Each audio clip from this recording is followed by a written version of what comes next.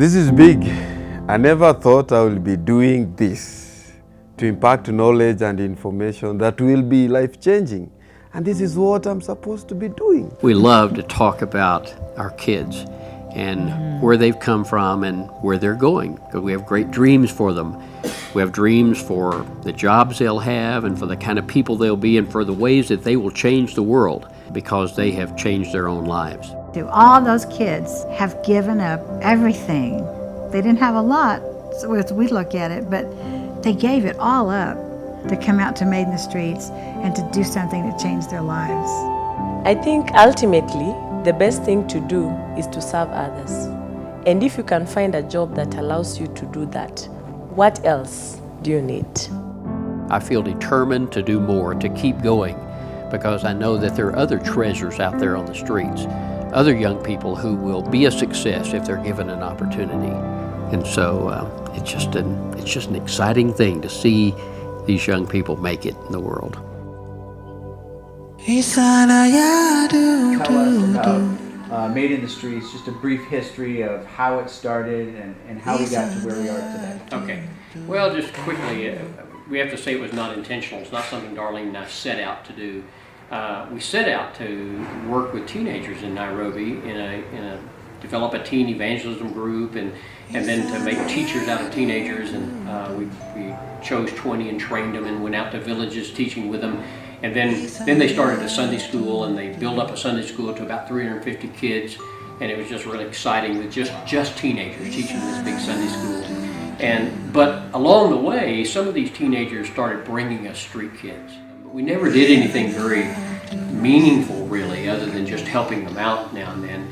And then finally, we did a day at the college, a day with street kids. And it was, we just had them come at 8 o'clock in the morning and spend all day with us, and no one else was on campus that day. We were expecting about 40 kids. A lot of people in the church told us kids wouldn't even come, to the college and the church. On Sunday, they came so many, unexpected. Every Sunday, they'll come. They play soccer, they do basketball, Turned out, before we started, there were 200 kids there, all who were sleeping on the streets. And it was just an incredible day. We did Bible studies, and we gave them a bath in the college restrooms and cooked a meal for them and played games out back. And Darlene and I thought we would pass out from the smell of the glue that the kids had been using. But it was just a wonderful day. And we saw some tough street kids actually have tears that day, because we told the story of the lost son and told it in Kenyan terms, as if the prodigal son were a Kenyan young man who ran away and ended up in Eastleigh, and it really touched the kids. They said, "That's me. How'd you know?" And it wasn't very long before we realized that we needed to do something more for them, that it wasn't enough to give them a good day and a good meal, that if they were ever going to get off the streets and have a real life, they were going to need to know something. They were going to have to learn something and gain some kind of skill or get relationships with people and build up their confidence, for one thing. That's when Coulston said, I think this thing can work. We can change so many lives. Here, I can see there's potential. I can see there are so many people that have potential. We were just going out and reaching out to some of the people we knew and some of those who are our friends. And so even as the ministry came along, it was just something that we had, we were doing out of love and out of passion. When Charles and Darlene impacted my life, I was able to go to school, I was able to get my education. Then I felt that the best thing to do is to serve other people, the people that are really unfortunate in life. The love that I saw God provided in my life through someone is the same thing I wanted to pass it on. And that's how I fell in love with this ministry.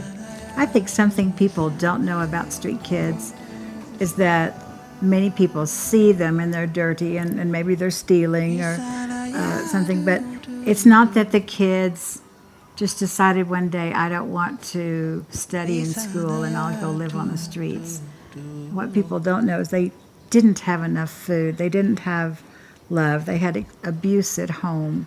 If they had any parent, that they really do come to the streets as the last chance. They see it that way. Yeah, I think every person in the streets we've met came from a family that wasn't functioning very well. It was broken, or it was abusive, or there was alcohol, or there was something in the family that really hurt the kids and drove them out on the streets. Most people are stereotyped about street kids because, you know, when you don't know about anything, you judge it from a distance. But once you get to know the person, you change your perception. I think something that people probably don't know about street kids is that while they seem tough out on the streets and they're kind of hard, they don't have confidence, and they have a lot of fear about what's going to happen to them, and fear about getting to know people who are not on the streets. Once a week, we take a visit and go back to the streets where the kids are living. And the way that they accept us when we go to visit them in the bases really shows that they really love people who come to visit them. And there is that fact that they welcome you in a better way as compared to the way people view it in the world. And also another factor is that they want to share everything that they have with you, no matter what they have. That's really something that shows that these kids really love people, and they really love to work with us. We have some team members who are willing to do whatever needs to be done. I think about Jackton Omondi. He is ready to do whatever task is in front of him. John Wambu's the same way. It doesn't matter what it is, whether it's cleaning a toilet or digging in the dirt or going to visit someone or taking a street kid back to some family member that's kind of hostile toward them. They're just willing to do whatever it takes to make it work. I remember when we first started working with street kids, seeing a number of articles in the local newspapers about what a menace street kids were and how they needed to be rounded up and taken somewhere and gotten out of the city. A lot of our team members now, after all these years, have gotten married and they have kids, and with that, then they are role models so that the kids can look at some of our team members who used to be in Eastleigh on the streets, and they can tell themselves, I can be that. Look at this, this teacher that has a family and does not beat his kids and loves them and does things, and I could do that. It's just such a confidence thing that you can't buy. You can't just make up a story about this. You can do this, but they see that they can. What we experience in our team members is they really care about the street kids. They care, they love them, and they want something good for them. And they really are our best friends in the world. We've been working with some of them for a long time now, and we think they're the greatest. The team members, I'll say they are more than colleagues. They are more of family, a family to me. And it's great to work with people for whom this is their heart's desire, because it's my heart's desire as well. Darlene and Charles are an amazing couple. To be able to help so many children off the streets, they have dedicated their lives to this MITS. Made in the Streets has made me to be a man who serves and a man who has a family. I would like to be thankful to the Coulstons. They have been like our parents. They have been good to us. They have lifted us. They have motivated us, and I think they've only wanted to see us become better. And I praise God for them, and I'm thankful for them. When the ministry started, most of the people didn't believe in us, like running most of the things in the ministry. But with time, the Coulstons have really impacted us in various ways that we are able today to use in running the ministry. Like, they believed in us when people didn't believe that we could run the ministry. And that's the way that they've really shown us on how to serve and to love and to care for the kids that we are working with.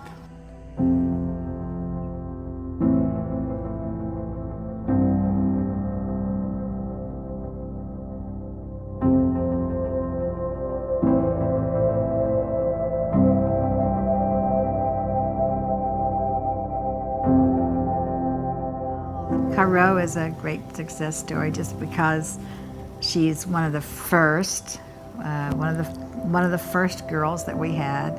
We saw her when she was out on the streets. In fact, we called her the running girl because she ran the whole night, from people who wanted to use her and rape her and just abuse her. She was all skinny and generally dirty when we met her on the streets, and she's come a long way. She grew up down in Mathare Valley and just with her mom and her brother, and her mom didn't have work, and so she was hungry all the time, and if she went to school hungry. And then her mother decided that in order to have a good life, she needed to have a man. And so she brought a man into her apartment, and he was very abusive. He would beat Caro, and he would knock her down and stomp on her, and just did all kinds of terrible things. And she's come from that. When she came in, she says herself that she was very rude and got into fights with the girls. And we had gone back to the States to do fundraising. And during that time, the team just said, we've tried everything, Caro, we've tried it. Because she was so rude and she didn't do all that was expected. There was a time as team members we had said, we are giving you the last chance. We came back maybe within a month later, and we could just see that Caro was different. Oh yeah, I saw Caro one day, and I said, Caro, you've changed while we've been gone. And she said, well, the team told me I had to change. And she said, and I couldn't. I didn't know what to do. I tried to change, and I just couldn't.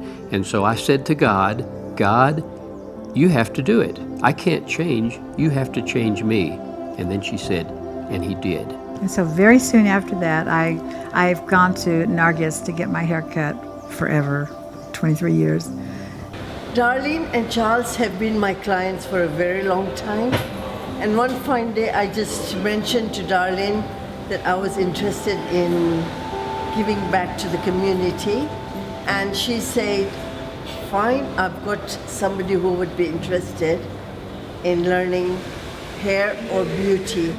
But just at that time, she said, because we always talk together, and she said, why don't you bring me one of your girls? And she could come spend a couple of weeks here and just see what it's like on a job, see what the other world is like. And I said, okay.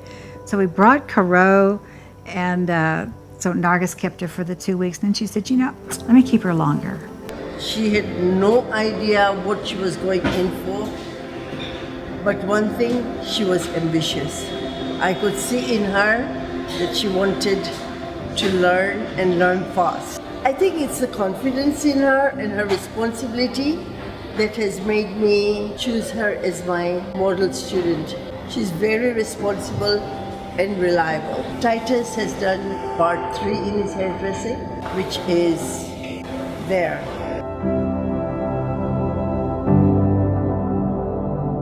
Well, my name's Nick. I've been here for about a year and a half. First couple of months tried a good few hairdressers, but this is by far the best hairdresser that I've been to in Nairobi, and really does take care in what he does, which is, it's always fun. It's always a nice day to come get your haircut. When any of them work, I don't have to worry about, are they going to do a cut properly? Are they going to do a blow dry properly? They've got that confidence built in them. But basically, all the girls who are in here are just so well settled. They are now supporting their brothers and sisters. They're paying school fees. They are looking after their moms, getting small kiosks for their moms to get on their feet. And these are the sort of things that gives me satisfaction. I feel very happy, very proud, really, that I have been able to help. It makes me feel good that at least I've done something right.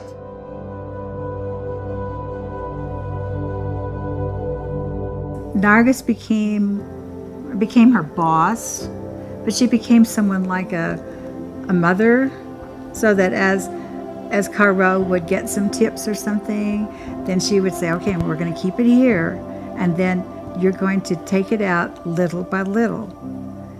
She's been a boss like no other. Other people have been good bosses to our kids, but Nargis just has loved them like we love them. She saved up her own money and sent herself to beauty school. Nargis paid for another kind of course that she took.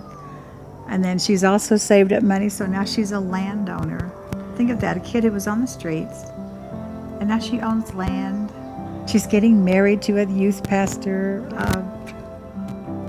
We're just really proud of her and what she's become. And we're going to try to be at that wedding next year. And many times Cairo has gone back out to the streets and talked to other girls on the streets, and she's told them, it's just God. It's all about God. He's the one who can make the difference, and you trust him and you'll change and things will be better for you. The feeling that I have is to see each and every person or the student that we have here are making it out there in life. Knowing from where they've come from, it's hard to believe that a kid can change from being a street kid to a person who can work well and depend on himself without doing other funny things out there in the streets in order to survive.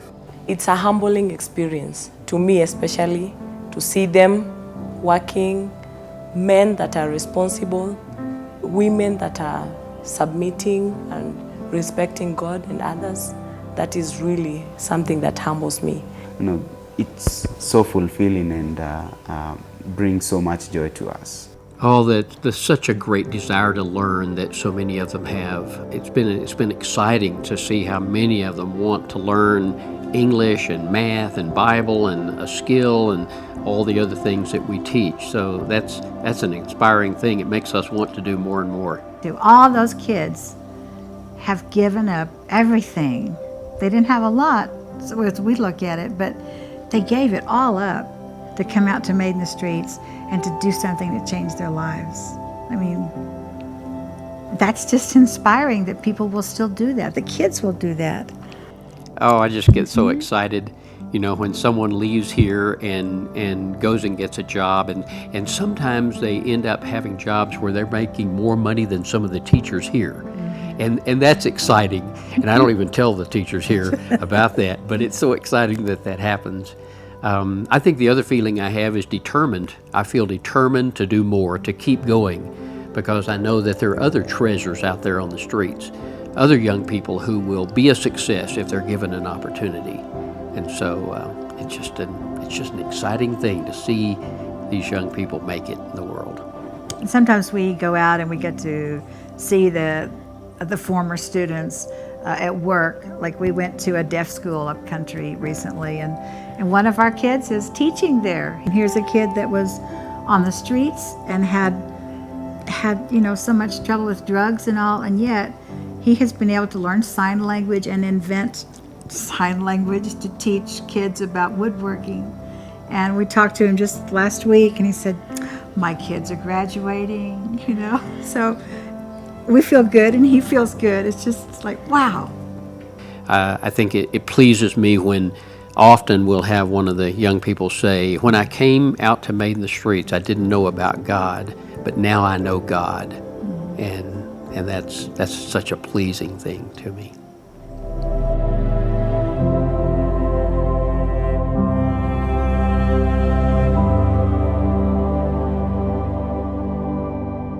When you have someone who comes off the streets and seems to really want to have a new life, and then you discover that, however, they don't really want to study, or maybe when they finish the program, they're afraid, or they just really don't want to work, and so they don't work to get a job. That's disappointing to us, and so it hurts all of us.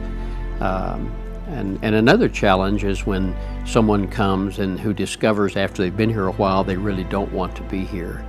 And that happens occasionally, and so they leave us and go back to the streets. And again, it's a challenge to the heart because it hurts us when someone we've come to love leaves us.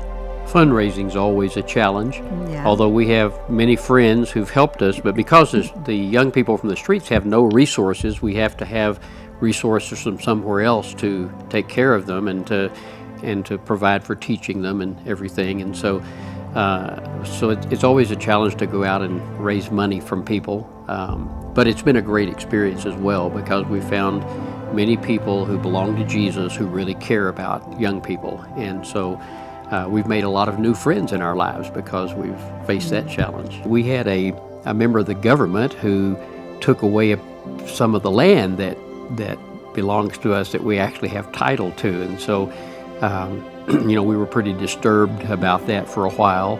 And then we realized that God was going to give us more than anybody could take away from us. And so, we have a way of getting over the challenges, whatever they are.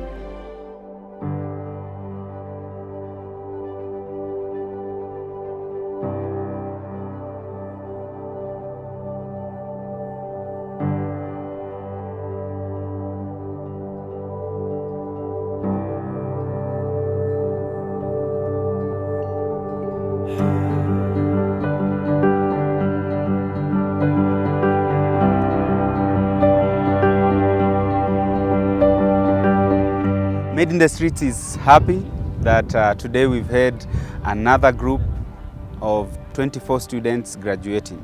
It always brings us joy to see many of these kids who would otherwise have spent their lives or lost their lives on the streets being able to achieve something. To these kids who never had any hope of going to any school at all, coming and being able to get a diploma, be able to speak in English, and just show it off, then it's a great achievement.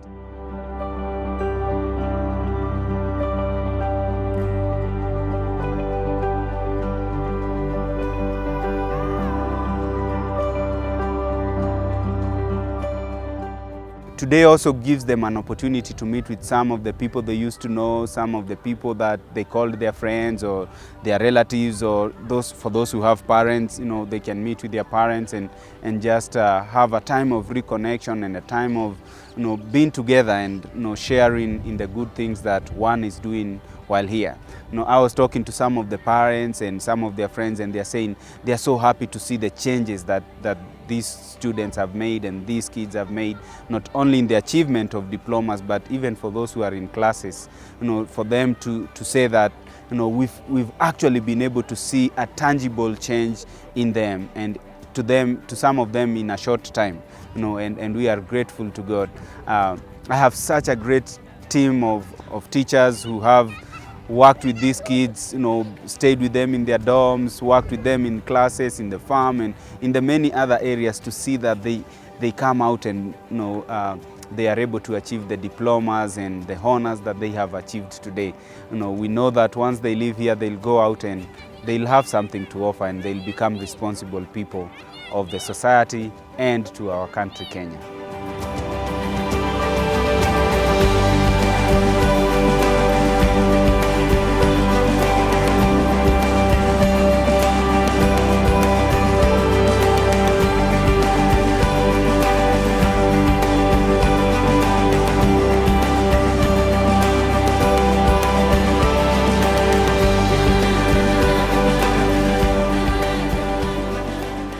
Right now, there are about 40 to 50 something that come on Tuesdays, the boys, young boys, that tell our team, we want to change our lives,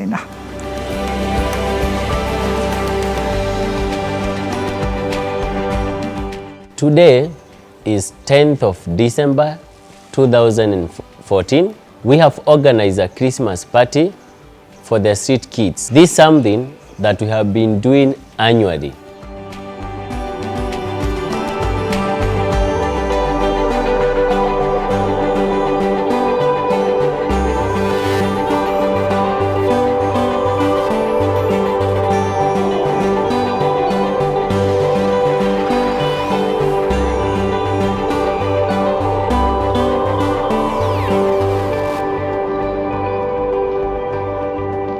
We're excited to be here today at Made in the Streets, where we got to be a part of the end of year and Christmas celebration, just to celebrate with the kids in a safe place where they had opportunity to play games and have fun with caring people that love them, and then also to see them get new clothes, to see them eat a great meal that they wouldn't otherwise be able to have on the streets. And it's fantastic to see the progress that they're making as we see kids here. They're still on the streets, but we're also seeing them at Kamulu and seeing the progress they've made there, and then seeing graduates who are actually filming me right now that are successful and they're leaders in their field.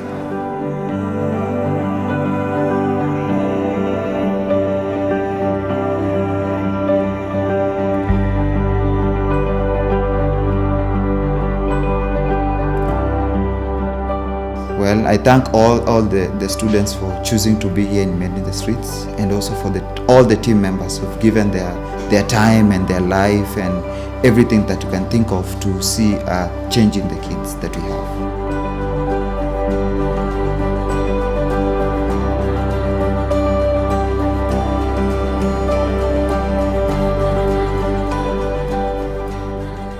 I would like to thank all of MATS donors and every individual for their giving and support. Your giving has made it possible for some of us like me to make it this far and have a second chance in life.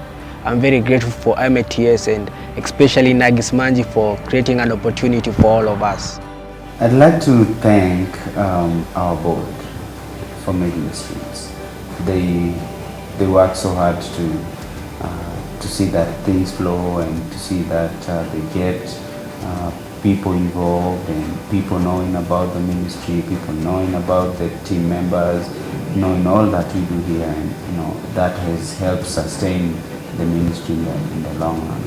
With the vote of thanks, I'll say first of all to Charles and Darlene in believing in me when people did not believe in me, in trusting me even with a lot when people will not even trust me with a few, believing that I can be different. I'd like to thank them for the work they are doing, not only for street children, but they are doing an amazing job for Kenya. Well, I always tell people we couldn't do this without you.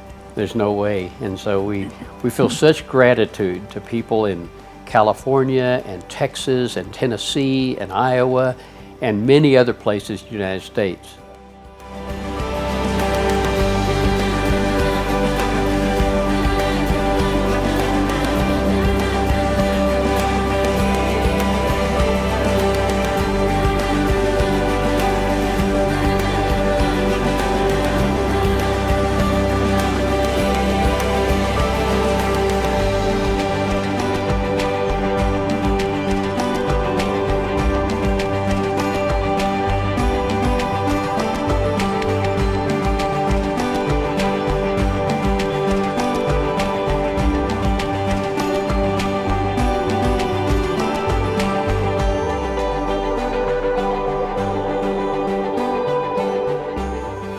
You're also proud of Tasha and Dennis. Oh, yes, yes. Well, absolutely. I mean, you can just imagine what we feel like with the others, because it's like, look at that, and it's their partnership with God that just takes off. Who would have thought? Who would have thought?